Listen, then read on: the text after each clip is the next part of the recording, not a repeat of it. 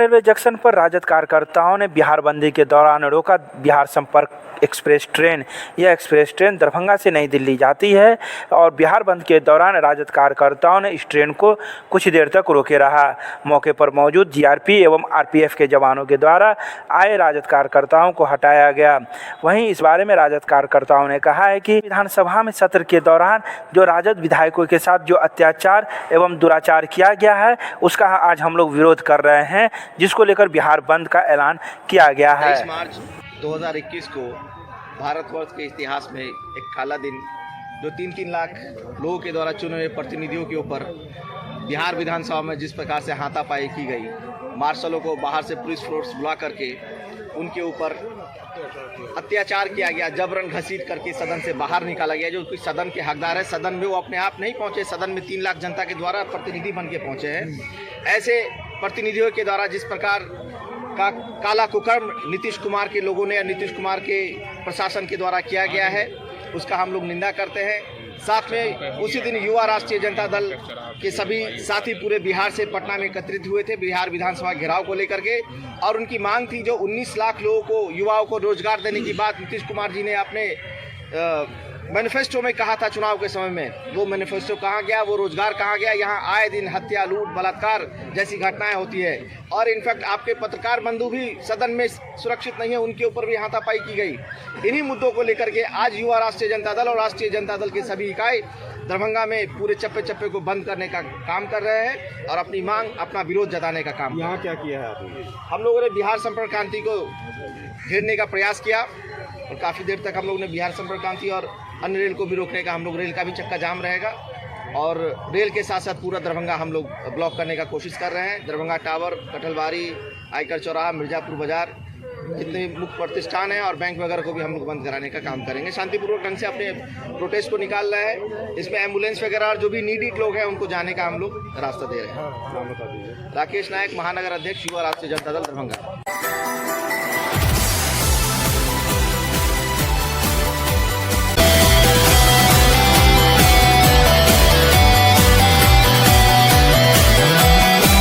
के एमएलए महाविद्यालय के सभागार में विद्यापति सेवा संस्थान के द्वारा अभिनंदन समारोह का आयोजन किया गया।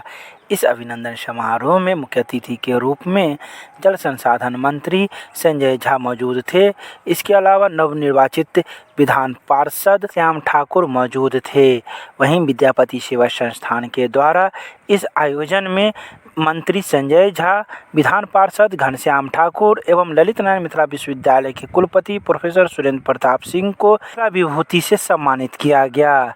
वहीं आए अतिथियों ने अपने अपने विचार इस अभिनंदन समारोह में रखे। साथ ही अन्य सभी अतिथियों को पाग चादर एवं माला पहनाकर सम्मानित किया गया। काल्हि जे एयरपोर्ट के अंदर कोनो तरह घटना हेतै तो ओकरा पकड़े के पावर ओ जे मान लिअ किओ फायरिंगे कऽ देलकै तो ओकरा पुलिस पकड़तै कि जाके वारंट अनतै ओकरा वास्ते? एहन कानून बंगाल, यूपी, मध्य प्रदेश सब ठाम रहे, एतऽ रिफॉर्मे नहीं भेल रहे। क्या कि प्रोग्रेस भ रहल छै, हम तो रोड का चर्चा करें। आप इन्वेस्टमेंट एते, उद्योग लगते तो उद्योग का सुरक्षा सरकार करेते कि नहीं करेते? महाबोधि टेम्पल में 2013 में टेररिस्ट अटैक भ गेल रहे, बहुत आदमी के ध्यान है, 7-8 साल पहले। आप महाबोधि टेम्पल का सिक्योरिटी जे नया, आप तो नया नाम भ गेलै बिहार मिलिट्री पुलिस करे छियै, तो जे ओ संस्थान का सुरक्षा का भार जे सरकार तय करते, जे वो पुलिस करते, ओहि कैंपस के अंदर के सुरक्षा के लिए कानून छै।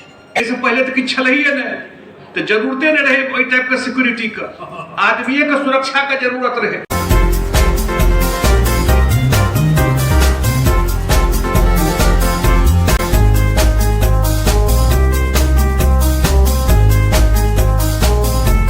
दरभंगा के मिथिला विश्वविद्यालय मुख्यालय पर बीएड के प्रथम वर्ष के छात्र छात्राओं ने किया प्रदर्शन।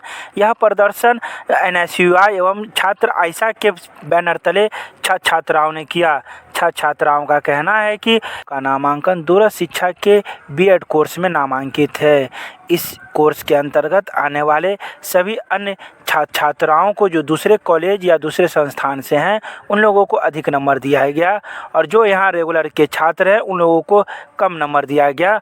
और हम लोग कॉपी मूल्यांकन की बात पुनः कर रहे हैं और हम लोग के सामने में कॉपी दिखाई जाए। प्रदर्शन कर रहे छात्राओं ने मिथिला विश्वविद्यालय के कई विभागों को बंद कर दिया एवं कुलपति कार्यालय के जाने वाले रास्ते पर भी ताला लगा दिया।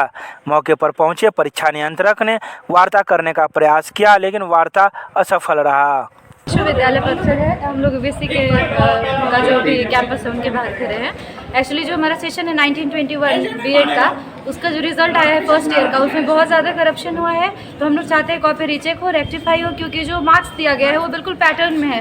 45, 44 का और एक पैटर्न है 64, 65 का, 60s में है, 50s में बिल्कुल भी नहीं है। इसी से पता चलता है कि कोई भी ऐसा बच्चा नहीं होगा जो या तो 40s में 44, 45 लाएगा या नहीं तो फिर 64, 65 लाएगा, ना तो कहीं भी उसमें बीच का कोई बात ही नहीं है। और बाहर के जो कॉलेजेस हैं उसमें बच्चों का मार्क्स बहुत ज़्यादा है, उनका जो मिनिमम है वो हमारा मैक्सिमम जा रहा है, जबकि यहाँ पे टॉप सेलेक्टेड बच्चे होते हैं जो डीडी में एडमिशन लेते हैं।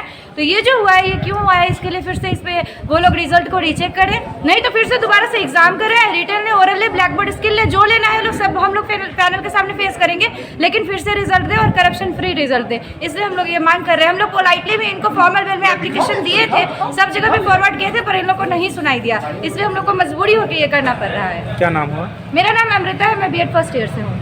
विद्यालय परिसर में छात्र संगठन आयशा बीएड के छात्रों के द्वारा इसी कैंपस में स्थित डीटी रेगुलर के द्वारा जो बीएड संचालित कार्यक्रम है उसमें परीक्षा, जो प्रथम ईयर का जो परीक्षा हुआ था बीएड का, उसमें बड़े पैमाने पर धांधली हुआ है, जिसमें कंट्रोलर और कुलपति के मिली भगत से हुआ है। हम चाहते हैं, हम तमाम छात्रों का यहाँ डिमांड है बीएड का रेगुलर का, कि इस रिजल्ट को पुनः फिर से जांच किया जाए और परीक्षा का जो परिणाम है उसको सुधार करके, क्योंकि इसमें देखे हैं 43, 42, 44 का मामला आया हुआ है, इसको पुनः रद्द करके और अच्छा से मार्किंग किया जाए, यही हम डिमांड करते हैं। क्या नाम हुआ? मेरा नाम चंदन आज़ाद हुआ, छात्र संगठन आयशा का राष्ट्र।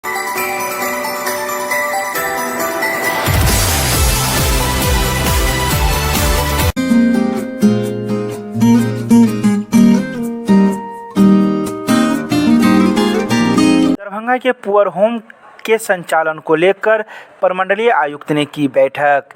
दरभंगा के प्रमंडलीय आयुक्त राधेश्याम की अध्यक्षता में कामेश्वरी प्रिया होम दरभंगा के सफल संचालन को लेकर एक बैठक की गई। इस बैठक में क्षेत्रीय विकास पदाधिकारी सह मुख्य प्रशासक कामेश्वरी प्रिया होम के द्वारा बताया गया कि पुअर होम की दुकानों के किराया का पुनर्निर्धारण किया जाए। पुअर होम के डॉक्टर क्वार्टर में 4 कमरे हैं, जिनमें से 1 में डॉक्टर तथा 3 में उनके स्टाफ रहते हैं। पुअर होम में 17 अन्य कमरे हैं, जिनमें 8 परिवार रह रहा है। प्रत्येक परिवार 2-2 कमरे में रह रहा है। कई समस्याओं को पुअर होम के लोगों के द्वारा प्रमंडलीय आयुक्त को बताया गया। वहीं इस बैठक में जिलाधिकारी डॉक्टर त्यागराजन SM ने 15 दिनों में खाली करने का नोटिस जारी करने का निर्देश सहायक निदेशक सामाजिक सुरक्षा को दिए गए।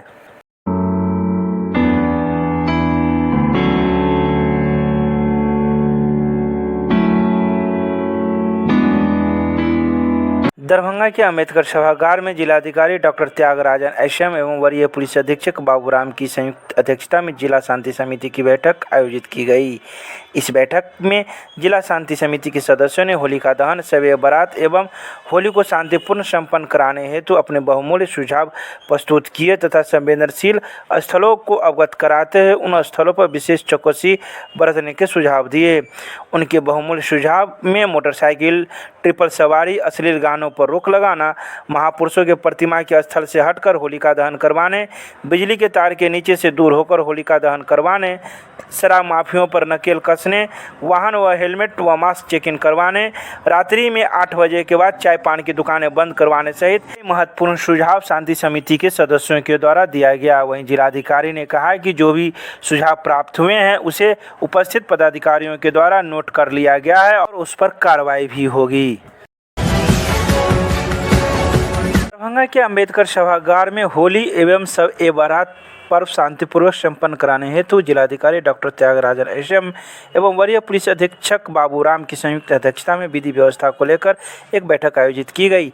बैठक में जिले के सभी आला अधिकारी एवं अनुमंडल पुलिस पदाधिकारी के साथ साथ सभी अंचलों के अंचलाधिकारी, प्रखंड विकास पदाधिकारी एवं सभी थानाध्यक्ष ऑनलाइन उपस्थित रहे। बैठक को संबोधित करते हुए जिलाधिकारी ने कहा कि इस वर्ष होलिका दहन और शब बारात एक ही दिन है। रात्रि में मुस्लिम समुदाय के लोग कब्रिस्तान जाते हैं और इबादत करते हैं। इसी दिन रात्रि में होलिका दहन भी है। वैसे कब्रगाह जिसके समीप होलिका दहन किया जाता है, पर रात में प्रशासनिक उपस्थिति अनिवार्य होगी और प्रशासन को पूरी रात मुस्तैद रहना होगा।